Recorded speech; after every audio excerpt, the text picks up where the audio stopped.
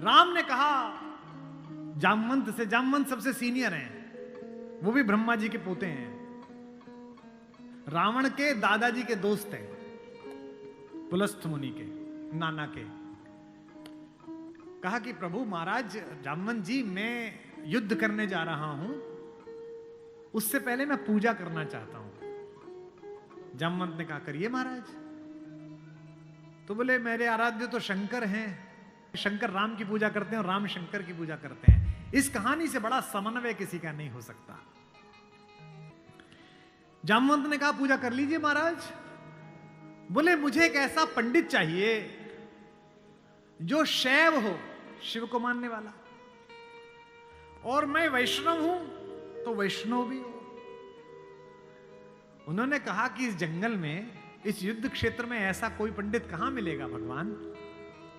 तो उन्होंने कहा पूजा कैसे होगी फिर। तो जामवंत ने कहा एक पंडित मेरे ध्यान में है, पर वो आपका पुरोहित बनेगा नहीं। बोले कौन। बोले पुलस्त्य मुनि का नाथी महारथी रावण, वो शिव का भक्त है और वैष्णव भी है, उससे करा लीजिए। सोचिए जिसको हराने जा रहे हैं उससे पूजा। राम ने जामवंत से कहा कि महाराज पूछ के तो आइए, अगर महापंडित रावण आज्ञा दे दें इस यज्ञ के लिए तो मैं कर लूं। रावण को पता चला कि जामवंत बुलाने आए हैं। रावण ने अपने सैनिकों से कहा कि जैसे ही दादा जामवंत आए, कोई उनसे प्रश्न ना करे, उन्हें बस महल का मार्ग दिखा दे, हाथ जोड़ के सब चरण छुएं। जामवंत पहुंचे, रावण किले के द्वार पर चरण छूने आया, कहा कि पितामह मैं आपको प्रणाम करता हूं, मैं धन्य हुआ कि आप पधारे। जामवंत ने कहा कि मैं बहुत प्रसन्न हुआ तुम्हारी अतिथि सेवा देखकर। बिठाया, पूछा कैसे आए हैं। जामवंत ने कहा मैं एक इच्छा लेकर तुम्हारे पास आया हूं। एक मेरे साथ दो यजमान हैं, वो एक यज्ञ करना चाहते हैं युद्ध शुरू करने के लिए। उन्हें एक ऐसे पंडित की आवश्यकता है जो शैव भी हो और वैष्णव भी। तुमसे अधिक गुणी व्यक्ति तो पृथ्वी पर नहीं है, क्या उनका पुरोहित बन सकोगे। क्या पूछा रावण ने पहला, क्या करेक्टर है, वाह। रावण ने कहा जहां तक मुझे सूचना है आपके दोनों यजमान अयोध्या के निर्वासित राजकुमार राम और लक्ष्मण तो नहीं है। जामवंत ने कहा हां दशरथ, वे ही दोनों हैं, क्या आप स्वीकार करेंगे। उसने हां ना नहीं करी, फिर बोला क्या उनके यज्ञ का उद्देश्य लंका विजय है। जामवंत ने कहा हां उनका यही उद्देश्य है, क्या आप स्वीकार करेंगे। उसने कहा मैं तो जिज्ञासा के लिए पूछ रहा था, अन्यथा द्वार पर आकर किसी पंडित से कोई यज्ञ के लिए कहे, अस्वीकार करना उसका धर्म ही नहीं है। मैं आपके साथ चलूंगा और उनका यज्ञ कराऊंगा।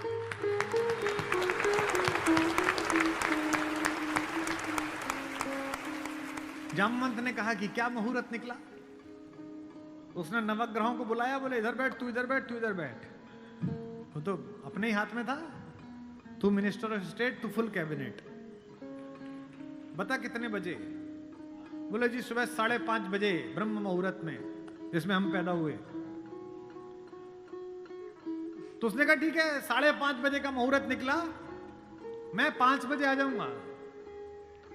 जामवंत ने कहा आचार्य, आचार्य हो गया अब तो रावण, आचार्य पूजा के लिए क्या व्यवस्था करनी है, क्या सामग्री लाऊं। उसने कहा आपके यजमान, मेरे यजमान जंगल में हैं, अगर यजमान के पास पूजन सामग्री ना हो तो पंडित का धर्म बनता है कि वो पूजन सामग्री लेके आए, तो मैं लेके आऊंगा।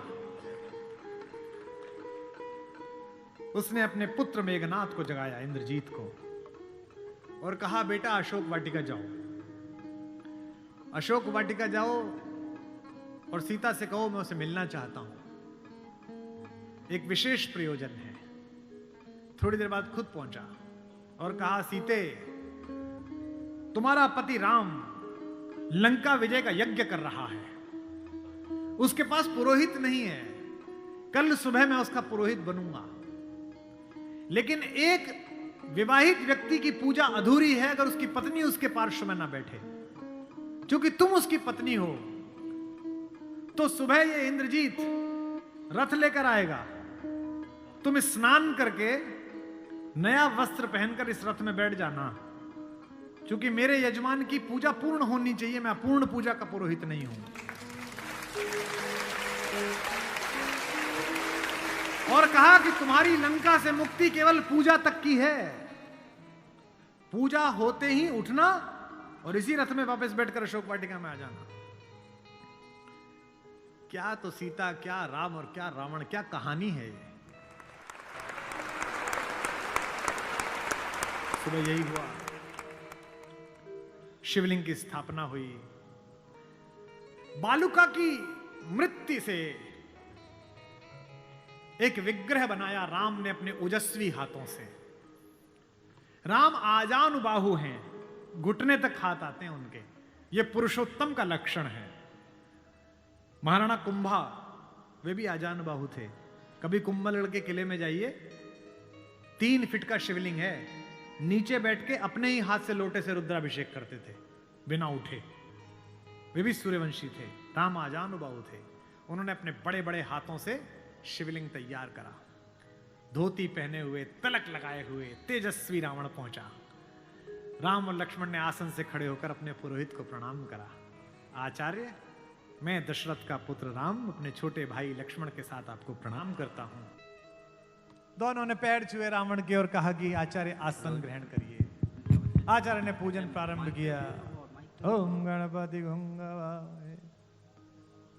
अब ये कि पत्नी कहां से आए? आचार्य ने पूछा राम से।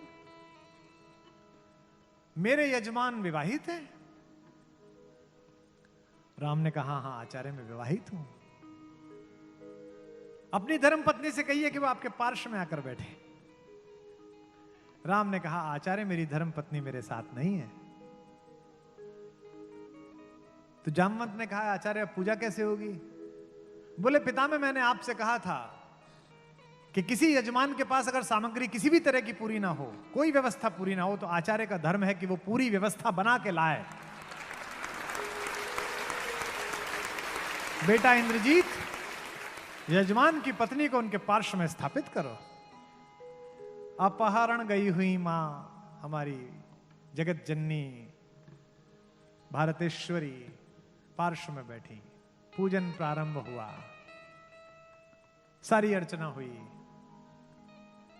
और पूजन के बाद रावण ने कहा कि मैं आप दोनों यजमानों को आशीर्वाद देता हूं कि आप दोनों जिस संकल्प के कारण ये पूजा कर रहे हैं, आज सारे देवता उपस्थित होकर आपके संकल्प को पूर्ण करें। मैं आशीर्वाद देता हूं।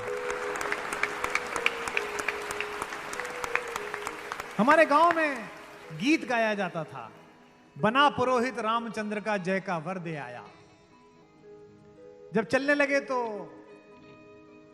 राम ने पूछा, बोले आचार्य दक्षिणा? तो आचार्य हंसा। बोला त्रैलोक्य की संपदा आपके आचार्य के पास है, कुबेर का रथ आपके आचार्य के पास है, ऐसे में मेरा वनवासी मुझे क्या दक्षिणा देगा मेरा यजमान? तो राम ने कहा कि मैं रघुवंशी हूं, दक्षिणा के बिना पूजा कराना मेरे लिए निष्फल हो जाएगा, आप दक्षिणा तो मांगिए। तो रावण ने कहा कि मैं आपसे समय पर दक्षिणा मांग लूंगा। राम ने कहा उस समय में देने योग्य बचा या ना बचा? आचार्य बता तो दीजिए कि दक्षिणा क्या है। आचार्य ने जो दक्षिणा मांगी उस पर रावण को भी राम की तरफ से प्रेम भेजा जा सकता है। आचार्य ने कहा मेरी दक्षिणा यही है कि आचार्य का जब अंतिम समय आए तब दोनों यजमान मेरे सामने उपस्थित रहें। एक अंतर समझ लेना राम और रावण में। आप ढूंढना आपके अंदर रावण है कि राम है। राम के पास जो है वो पर्याप्त है और रावण को जो प्राप्त है वो पर्याप्त नहीं है। रावण के पास पंचकन्याओं में पूजित हमारे मेरठ की पंचकन्याओं में सबसे सुंदर स्त्री मंदोदरी जैसी सती मां उनकी पत्नी है, लेकिन उसके बाद भी जंगल में घूमते हुए एक तपस्वी की वलकल पहने हुए युवती को अपनी रानी बनाना चाहता है। लेकिन युद्ध के आखिरी दिन जब रावण पड़ा हुआ है नीचे, निश्चेष्ट उसका शव पड़ा हुआ है, तो मंदोदरी ने विलाप करने के बाद पूछा वो कहां गया जिसने इसे मारा? लोगों ने कहा वहां बैठा समुद्र के किनारे, शाम ढल रही है, सूरज डूबने वाला है और रघुवंशी राम उदास एक पत्थर पर बैठे हुए कि इतना रक्तपात क्यों हुआ, दुखी है राम लाशों को देखकर। मंदोदरी गई कमांडो खड़े हुए हैं उनको रोकने के लिए, लेकिन देखा कि माता मंदोदरी आ रही है तो पुलिस वाले हट गए, वानर हट गए, पीछे से पहुंची। चिंताग्रस्त राम ने अचानक एक स्त्री की छाया देखी जो पैर के आसपास आ रही है। राम सचेत होकर उठे और पलट कर कहा कि देवी मैं आपको प्रणाम करता हूं, इस निर्जन रण क्षेत्र में आप कौन हैं? मंदोदरी ने कहा, हे राम, मैं रावण की दुर्भाग्यशाली पत्नी मंदोदरी हूं। राम ने कहा, मां मैं आपसे क्षमा चाहता हूं। आपका पति बड़ा तेजस्वी था, महाज्ञानी था, उच्च कुल में पैदा हुआ था, ब्रह्मा का वंशज था, लेकिन उसने अनीति की थी, इसलिए मुझे उसको मारना पड़ा। मैं आपके इस शोक के लिए क्षमा चाहता हूं। मंदोदरी ने कहा, मैं इसलिए नहीं आई कि मैं तुम्हें कोसूं। राम ने पूछा, फिर किस लिए आई मां? मंदोदरी ने कहा, मैं देखने आई थी कि जिसने पूरी दुनिया पराजित कर दी, जिसने तेरे पूर्वज मानधाता तक को स्वर्ग में जाके चुनौती दे दी, जो कुबेर को कालर से पकड़ के नीचे ले आया, उस महापराक्रमी को हराया किसने? ऐसा उसमें क्या है जो मेरे पति में नहीं था? तो राम ने पूछा कि मां आपको पता चला क्या है? बोले, हां पता चल गया, आने से पहले ही पता चल गया।